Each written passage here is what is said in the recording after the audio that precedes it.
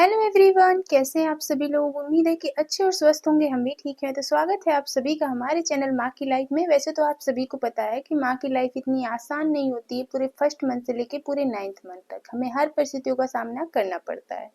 कुछ hormones changes की वजह से तो कुछ बॉडी बदलाव की वजह से पूरे 9th मंथ तक हमें झेलना ही पड़ता है।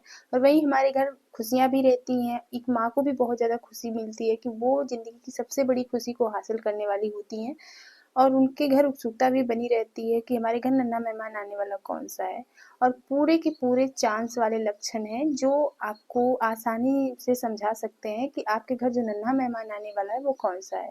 ठीक है, तो चलिए वीडियो को स्टार्ट कर लेते हैं। सबसे पहले थंबनेल देख के तो आप सभी को पता चल ही गया होगा कि मैं आज किस बारे में बात करने वाली हूँ। जी हाँ, आपके ही कमेंट पे, आपके ही डिमांड पे मैं ये वीडियो लेके आई हूँ। ठीक है, तो आप लोग कमेंट बिल्कुल भी गलत ना करिएगा। और सबसे पहले आप लोग, कुछ लोग का कमेंट होता है कि ये सारे सिम्टम्स आपसे मैच हो रहे हैं तो क्या होगा। तो मैं आपको पहले भी वीडियो में कही हूँ और फिर से कह रही हूँ कि देखिए, सभी की प्रेगनेंसी अलग होती है, सभी की बॉडी अलग होती है, तो सभी के हार्मोन्स भी अलग होंगे।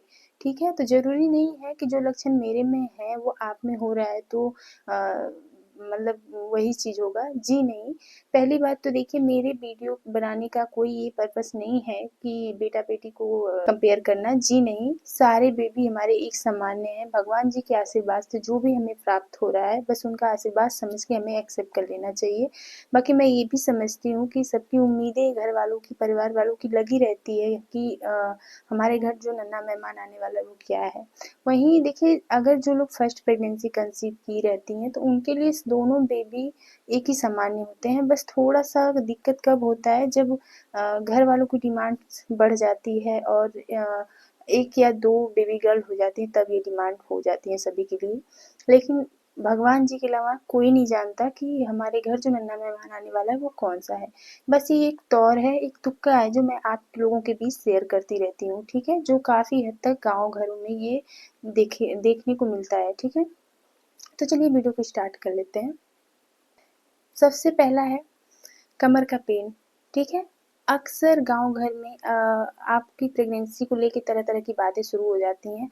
और सबसे जो पहला लक्षण होता है वो होता है कमर का पेन। सबसे ज़्यादा अगर हो रहा है तो ये बेबी बॉय होने का पूरा संकेत होता है। क्योंकि अक्सर जब हम लोग बेबी बॉय को कंसीव करते हैं तो बेबी बॉय अक्सर निचले हिस्से में रहते हैं, तो हमें कमर पेन की समस्या बहुत ज़्यादा होती है। ठीक है, अब नेक्स्ट है वाइट डिस्चार्ज। अगर आप लोग के साथ अगर ये हो रहा है तो आप लोग कमेंट करके ज़रूर बताइएगा कि ये किसके समय आपके हुआ था। मेरे सेकंड प्रेगनेंसी के समय हुआ था, मेरी बेबी बॉय के समय। वाइट डिस्चार्ज पक्का पक्का लक्षण होता है कि अगर बेबी बॉय को कंसीव किया है आप लोगों ने, अगर हमारे घर नन्हा मेहमान बेबी बॉय आने वाला है तो माँ को वाइट डिस्चार्ज की समस्या ज़्यादा होती है। क्योंकि जो मेरे साथ हुआ, मैं बस वही आपको शेयर कर रही हूँ। ये समस्या मेरे बेबी बॉय के समय हुआ था, वाई डिस्चार्ज की समस्या। क्योंकि मैं अपनी पहली प्रेगनेंसी में ऐसा कुछ भी महसूस नहीं की थी। और जब मेरा सेकंड प्रेगनेंसी कंसीव हुआ तो मुझे ये लक्षण तीसरे मंथ से ही स्टार्ट हो चुका था और पूरा 9th मंथ तक चला था। जैसे जैसे बेबी का वेट बढ़ता गया वैसे वैसे ये समस्या थोड़ी सी अप डाउन लगी रही मेरे साथ। और इसका कोई हल नहीं था डॉक्टर के पास भी। क्योंकि किसी किसी केस में देखा गया है कि अगर वाई डिस्चार्ज ज़्यादा बढ़ जा रहा तो या तो इन्फेक्शन होने का डर होता है। और मेन पॉइंट यहाँ पे आप लोग नोटिस करिएगा कि वाइट डिस्चार्ज होना नॉर्मल बात है प्रेगनेंसी के टाइम पे। वही किसी किसी को ज़्यादा हो जाता है, किसी किसी को बिल्कुल भी नहीं होता है प्रेगनेंसी टाइम पे। और ये बेबी का और भी माना गया है, जहाँ तक मैं जानती हूँ अपने पर्सनल एक्सपीरियंस से। लेकिन अगर उसमें से खुजली हो रही है, आप लोग को बहुत ज़्यादा जलन की समस्या हो रही है या फिर बहुत ज़्यादा स्मेलिंग की समस्या हो रही है, तो ये इन्फेक्शन का खतरा हो सकता है। आप अपने डॉक्टर से इसके बारे में कंसल्ट ज़रूर करें। क्योंकि कोई भी प्रेगनेंसी टाइम पे कोई भी छोटा सा भी अगर रिस्क हम लोग ले रहे हैं तो हमारे लिए नुकसान साबित हो सकता है। ठीक है, अब नेक्स्ट है पेड़ों के निचले हिस्से में दर्द। जी हाँ, आपको बहुत डाउट रहता होगा जब आप लोग प्रेगनेंसी टाइम से गुजरते होंगे तो कभी देखते हो ना, कभी एसिडिटी की वजह से, गैस की वजह से, कभी हमारे नाभि ऊपरी हिस्से में दर्द होता है तो कभी निचले हिस्से में दर्द होता है। लेकिन ये दर्द हमें 9th मंथ तक हल्का फुल्का चलता ही रहता है। क्योंकि हमारा सारा डाइजेशन सिस्टम जो है वो इधर उधर हो जाता है प्रेगनेंसी टाइम में। इस वजह से हमें इन समस्याओं को झेलना ही पड़ता है। लेकिन कैसे पता करें कि ये किस चीज़ का दर्द है। और ये देखिए, जो एसिडिटी या गैस की जो दर्द होता है, थोड़ा सा ऐंठन और मरोड़ की तरह होता है, लेकिन अगर ये प्रेगनेंसी के निचले हिस्से में अगर दर्द हो रहा है ना पेड़ों के निचले हिस्से में, तो ये अक्सर ऐसा माना जाता है कि बेबी बॉय होने का पूरा चांस होता है, क्योंकि बेबी बॉय जो होते हैं वो पेड़ों के निचले हिस्से में होते हैं और वो वहीं उनकी पोजीशन होती है, ठीक है। लेकिन मेरा मानना है कि बेबी बॉय इससे कोई कम वो नहीं है कि बेबी बॉय है तो निचले हिस्से में ही रहेगा, बेबी गर्ल रहेंगी तो ऊपर हिस्से में रहेंगी, जी नहीं। बेबी की पोजीशन हर 3 महीने के बाद चेंज हो जाती है।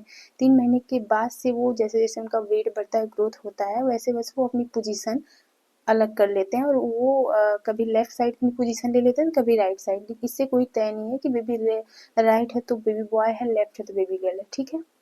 लेकिन मैंने अपने केस में देखा है कि मेरा जो बेबी था वो निचले हिस्से में ज़्यादा रहता था, पेड़ों के निचले हिस्से में, और इसीलिए बेबी बॉय का जो बेबी बम्प होता है ना वो कुछ ऐसे नीचे की लटका हुआ होता है। तो आप अब नेक्स्ट है खुजली का होना। जी हाँ, अक्सर आप लोग भी बहुत परेशान रहते होंगे ना, जैसे ही हमारा सेकंड ट्राइमेस्टर यानी कि सेकंड तिमाही स्टार्ट होता है, दूसरी तिमाही स्टार्ट होता है, 5वां मंथ, तब से हमारी बॉडी इचिंग बहुत तेज़ी से करने लगती है और बहुत ज़्यादा हमको खुजली की समस्या होती है प्रेगनेंसी टाइम में। तो काफ़ी लोग इससे भी डाउट रहते हैं कि ये भी एक और है बेबी का, और ये किसके समय हो रहा है, ये नोटिस करने की बात होती है। तो आप लोग ज़रूर बताइएगा कि आपकी कौन-सी प्रेगनेंसी चल रही है और किसके समय पे ये आपको हो रहा है, ठीक है? तो मैं बताऊँ कि खुजली की समस्या मुझे मेरे बेबी बॉय के समय हुई थी, लेकिन आप लोग ज़रूर बताइएगा कि आप लोग को किसके समय हो रही है। लेकिन मेरा मानना है कि खुजली कभी-कभी देखिए 2 तरह की हो सकती हैं, कभी-कभी दवाइयों के रिएक्शन से भी होती हैं। हम लोग अगर कोई उल्टी-सीधी दवाइयाँ खा लेते हैं, तो उससे भी हमें खुजली की समस्या यानी कि मतलब जो भी रिएक्शन हुआ है उससे होती है। और दूसरी है कि कोई चीज़ अगर हम लोग इम्बैलेंस खा लेते हैं, जैसे कि कोई खाना में अगर इधर-उधर से हम लोग कुछ भी डाइट में अगर कुछ उल्टा-सीधा ले लेते तब भी हमें खुजली की प्रॉब्लम हो सकती है। लेकिन ये मैं बताऊँ तो कभी-कभी दूसरी तिमाही जैसे ही हमारा लगता है, बेबी का वेट भी बढ़ता है और हमारी बॉडी में हल्का-फुल्का सूजन की समस्या भी होने लगती है। देखते हैं ना हम लोग लास्ट सिचुएशन आते-आते थोड़ा-सा हेल्दी हो ही जाते हैं। तो वो क्यों होता है, हमारी शरीर थोड़ी-सी सूजना स्टार्ट हो जाती है। तो अक्सर हम जब प्रेगनेंसी टाइम में हमारी बॉडी सूजेगी तो खुजली भी होगी। तो ये लक्षण मेरे बेबी बॉय के समय मुझे देखने को मिली थी। आपके समय क्या हो रहा है आपके साथ, आप लोग कमेंट करके ज़रूर बताइएगा। और अगर वीडियो पसंद आए तो चैनल को सब्सक्राइब ज़रूर कर लीजिएगा, वीडियो को लाइक करके शेयर ज़रूर कर दीजिएगा। अपनी राय कमेंट में देना बिल्कुल भी ना भूलिएगा, ठीक है? Bye bye.